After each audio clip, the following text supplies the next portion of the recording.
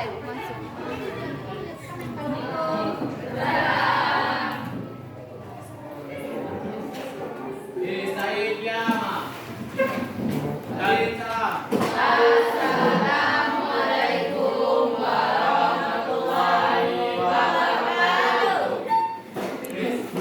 Baik, Assalamualaikum warahmatullahi wabarakatuh.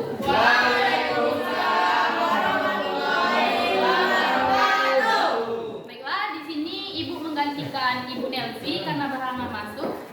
Dan juga udah ada yang tahu belum nama Ibu siapa di sini? Ya,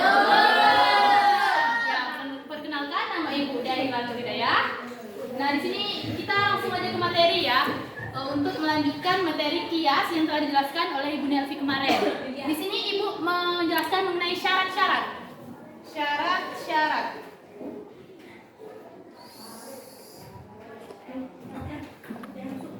Syarat-syarat apa ini? Di dalam kias ada rukun kias namanya ya. Rukun kias ada berapa? 4. Yang pertama, kias ada yang pokok, hukum sama sifat. Pokok di sini disebut sebagai ashal. Terus cabang. Cabang di sini disebut sebagai far'un. Terus yang ketiga ada kesamaan hukum apa tadi? Ketetapan hukum dan ketetapan sifat. Kesamaan sifat. Yang terakhir ada kesamaan sifat. Atau yang disebut dengan ilat. Nah, sebelum kita tahu apa syarat-syarat dari pokok, dari cabang, dari ketetapan hukum dan kesamaan sifat, kita harus tahu dulu apa arti ashal, far'un, dan ilat. Ada yang tahu ashal di sini apa artinya? Seolah yang telah disebutkan hukumnya dalam nas. Nah, kesepakatan atau sesuatu yang sudah dijelaskan dalam nas. Nas itu adalah wahyu Allah Subhanahu wa taala. Jadi, maksud pokok di sini adalah kejadian lampau yang dijadikan pedoman untuk menentukan hukum yang telah ditetapkan oleh Allah Subhanahu wa taala dalam Al-Qur'an. Baru nanti masuk ke cabang. Kenapa disebut cabang atau far'un? Karena disebut cabang itu merupakan peristiwa-peristiwa baru. Itu terjadi ketika masa-masa kita atau kejadian-kejadian baru yang tidak dijelaskan dalam nas atau tidak dijelaskan dalam Al-Qur'an. Contohnya seperti narkoba dan khamar. Mana yang far'un dan mana yang ashal? Ashal yang benar. far'un yang salah. Nah, kenapa khamar disebut ashal atau kejadian yang terlampau? Karena pada zaman dahulu khamar yang disebutkan di dalam Al-Quran itu merupakan perasan anggur dan perasan kurma yang dapat memabukkan. Dan narkoba ini diartikan sebagai far'un karena dia tidak ada dulu di zaman dulu, hanya terjadi di masa kita atau masa sekarang. Nah, kenapa dia dikatakan sama? Karena sifatnya sama-sama memabukkan. Jadi hukumnya adalah haram. Jadi, nah ini ketemu ilatnya atau ilatnya, kesamaan sifatnya. Berarti kesamaan sifatnya atau ilatnya adalah memabukkan. Nah, ilat kesamaan sifat. Di antara far'un dan ashal itu harus ada kesamaan sifatnya. Yang sama di sini digaris bawahi sebagai sifat. Yang sama di sini dikategorikan sebagai sifat. Kalau sifatnya sama, itu bisa dikatakan suatu hukumnya sama. Tetapi bila tidak sama, itu tidak bisa kita menentukan hukumnya atau haram, halal, atau boleh, tidak boleh, itu tidak bisa. Tapi kalau dia sama, kita tahu sifatnya apa, baru kita tahu hukumnya apa. Dapat dimengerti pengertiannya? Nah, oke, kita lanjut ke syarat-syaratnya.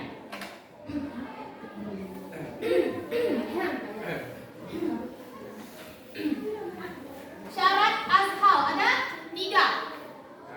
Ya kan? Yang pertama adalah hendaklah hukum ashal, hukum yang syariat amaliyah, iya enggak? Nah, apa syariat amaliyah ini? Hukum yang berkaitan dengan perkataan, perbuatan, perjanjian manusia yang telah ditetapkan oleh Allah Subhanahu wa taala di dalam Al-Qur'an. Jadi hukum ashal itu hendaklah hukum yang berkaitan dengan perbuatan, perkataan, serta sifat dan keadaannya itu tercakup tercantum di dalam Al-Quran. Paham? Yang kedua, hendaklah hukum ashal itu hukum yang munasabah kalau nggak salah Ibu ya? Iya. Nggak salah kita jalan Bu. Iya nggak? Di catatannya munasabah. Oh, yang dapat dimengerti, maaf, yang dapat dimengerti ilatnya oleh akal. Dimengerti ilatnya oleh akal. Ilat tadi apa? Kesamaan?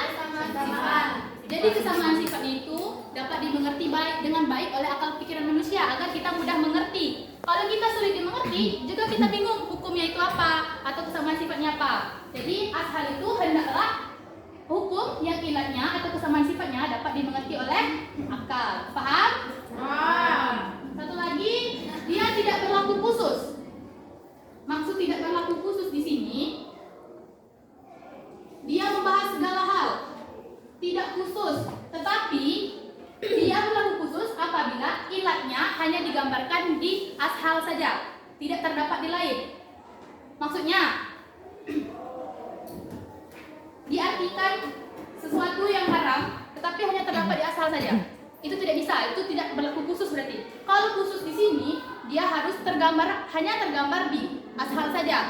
Dan satu lagi ada syaratnya, ada dalil yang berlaku atau yang menyatakan sesuatu khusus.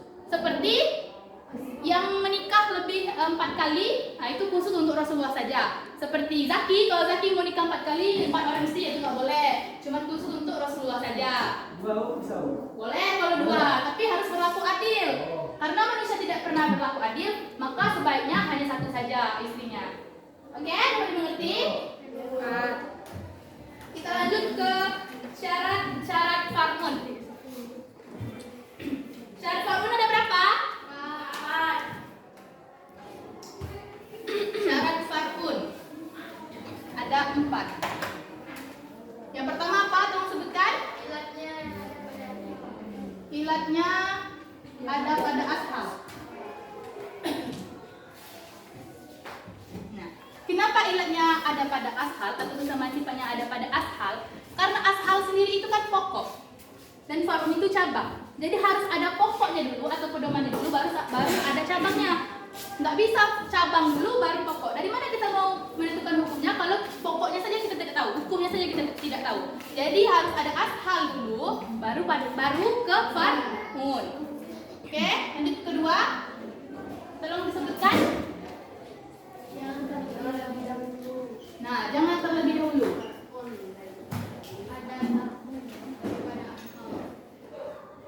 Kenapa jangan terlebih dahulu? Tidak mungkin kan kita menentukan suatu cabang tanpa ada pokok. Seperti pohon saja. Kalau tidak ada akar, tidak mungkin tumbuh daunnya. Ya nggak? Ya. Nah, jadi harus ada dasarnya dulu, baru ada cabangnya. Dapat dimengerti? Ya. Nah. Yang ketiga itu hukum yang dialihkan kepada far'un harus sama dengan ashal. Kalau di ashal dikatakan sebagai hukumnya itu haram, maka di far'un juga dikatakan hukumnya haram. Kalau di far'un di ashal dikatakan halal, maka di far'un juga halal.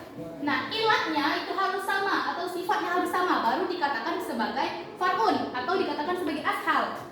Jadi dia harus sama dulu baru kita dapat menentukan hukumnya. Karena dia berkesinambungan. Lalu yang terakhir tidak ada sifat yang lebih kuat yang dapat bertentangan dengan ashal. Karena ashal ini tadi kan pokok atau pedoman atau dasarnya. Ashal di sini diartikan sebagai yang sudah pasti. Jadi yang sudah pasti tidak mungkin dapat ditentang karena dia sumbernya dari Al-Quran. Jadi far'un ini dia mengambil pemikiran-pemikiran dari ashal, mengambil pedoman pada ashal, baru pada far'unnya. Udah paham yang bagian far'un ini? Ada pertanyaan yang bagian far'un? Ada yang kurang dimengerti? Paham? Nah, yang terakhir ada syarat ilat. Ilat ini dikatakan sebagai benang merah. Kenapa dikatakan sebagai benang merah? Karena ilat di sini sebagai penghubung. Penghubung apa? Kesamaannya. Apa sih samanya narkoba tadi dengan khamar? Nah, sama-sama memabukkan. Jadi ilat inilah penghubung antara ashal dan far'un. Nah, ini ada cara-cara juga pada ilat ini. Hendaklah ia merupakan suatu sifat atau keadaan yang zahir. Zahir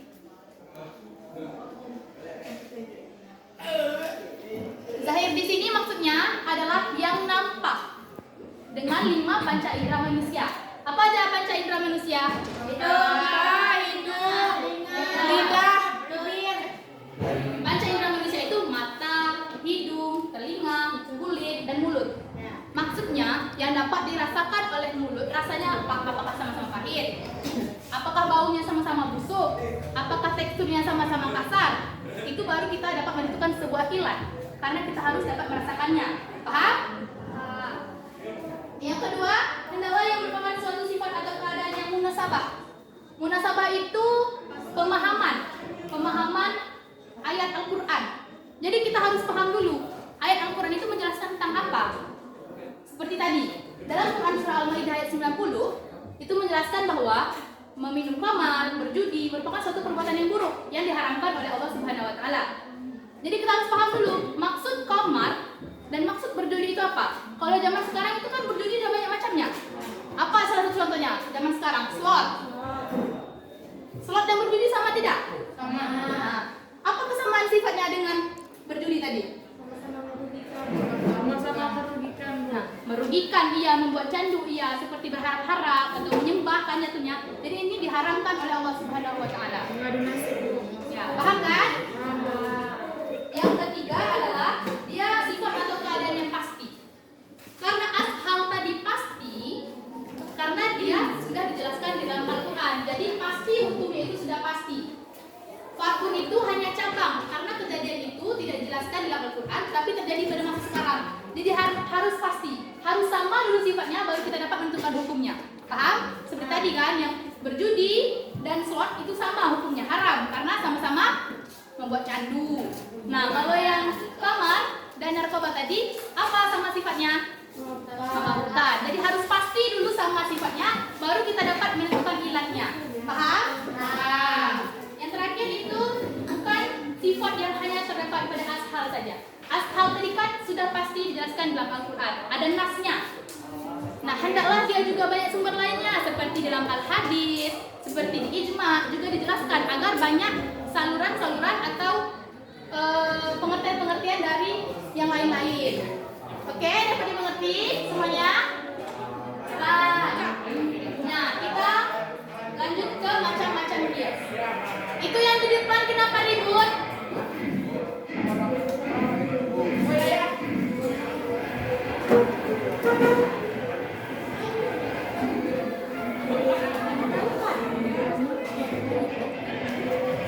Macam-macam kias.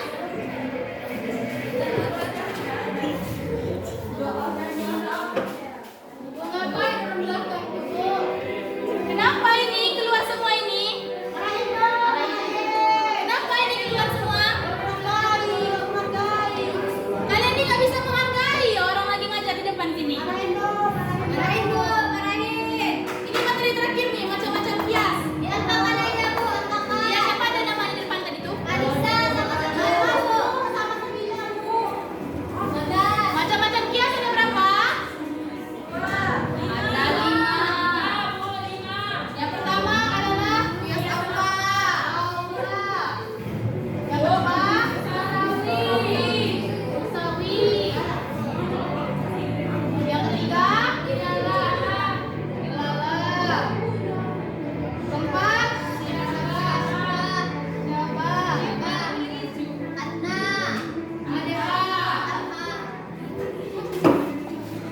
Nah, di dalam macam-macam kias ini, yang dimaksud dengan kias aula adalah kias yang far'unnya lebih tinggi hukumnya dibanding dengan ashal. Maksudnya lebih tinggi, seperti contohnya mengkiaskan memukul dan mengatakan kepada kedua orang tua. Berarti dua yang disakiti di sana, menyakiti hati dan menyakiti fisiknya. Jadi kita lebih mengutamakan far'unnya, yaitu memukul dan mengatakan Kalau di Al-Quran kan hanya mengatakan saja. Jadi ashalnya di sana kata dan far'unnya di sana memukul dan mengatakan A. Jadi kita harus mendahulukan dulu farkunya baru ashalnya. Paham? Yang kedua itu kias musawi. Musawi itu artinya sama atau setara. Maksud sama atau setara di sini antara ashal dan farqun itu sama tingkat hukumnya atau sama tingkat kedudukannya. Seperti membakar dan memakan harta anak yatim itu sama hukumnya, yaitu haram. Yang ketiga, dilalah. Kias dilalah. Kias dilalah ini kias yang paling jarang ditemukan. Kias ini diterapkan dengan cara mempertemukan ashal dan farqun. Biasanya kias ini kias yang paling rumit karena sulit untuk dijelaskan. Seperti air nabes. Nabes tahu nabes? Nabes itu air rendaman kurma yang direndam semalaman dalam tempat yang tertutup. Nah, yang diminum keesokan harinya. Itu biasanya kesukaan Nabi Muhammad, kesukaan Rasulullah. Nah, itu disamakan dengan arak. Dia tidak tahu hukumnya apa, sedangkan nabes tadi merupakan kesukaan Nabi. Dibilang haram, dianggap, tapi dia mengeluarkan bau yang memabukkan. Jadi kayak hukumnya masih 50-50. Mengerti? Yang keempat adalah kias sabak. Tapi yang minuman tadi boleh diminum? Boleh. Nabes itu minuman kesukaan Nabi. Boleh kita lihat di Google. Nah, nabes itu merupakan air kesukaan Nabi. Air kurma yang direndam semalaman di dalam tempat tertutup.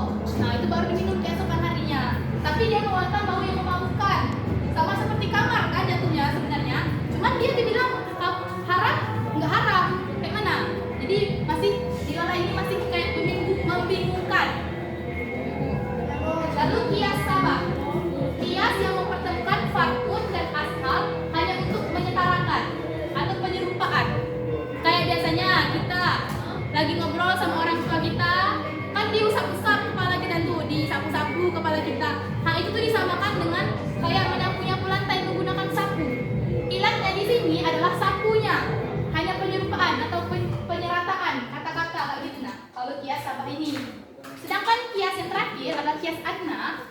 Kias adna ini di mana kedudukan ashal lebih tinggi daripada farqun. Kebalikan dari kias aula.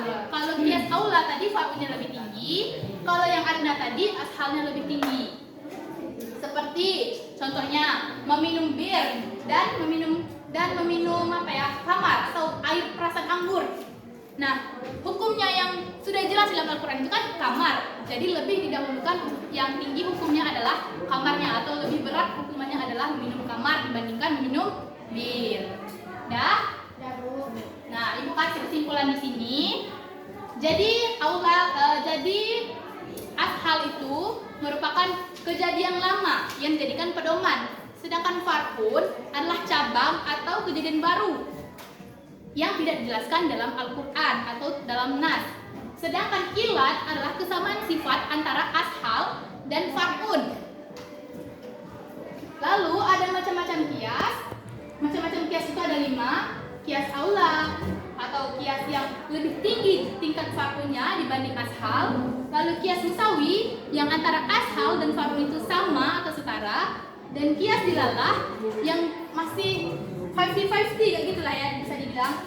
Terus kias sibah ini kias yang penyamarataan atau penyerupaan saja. Dan kias adna yang terakhir adalah kias yang lebih tinggi ashalnya, kebalikan dari kias aula. Dah, ibu akhiri. Ada pertanyaan?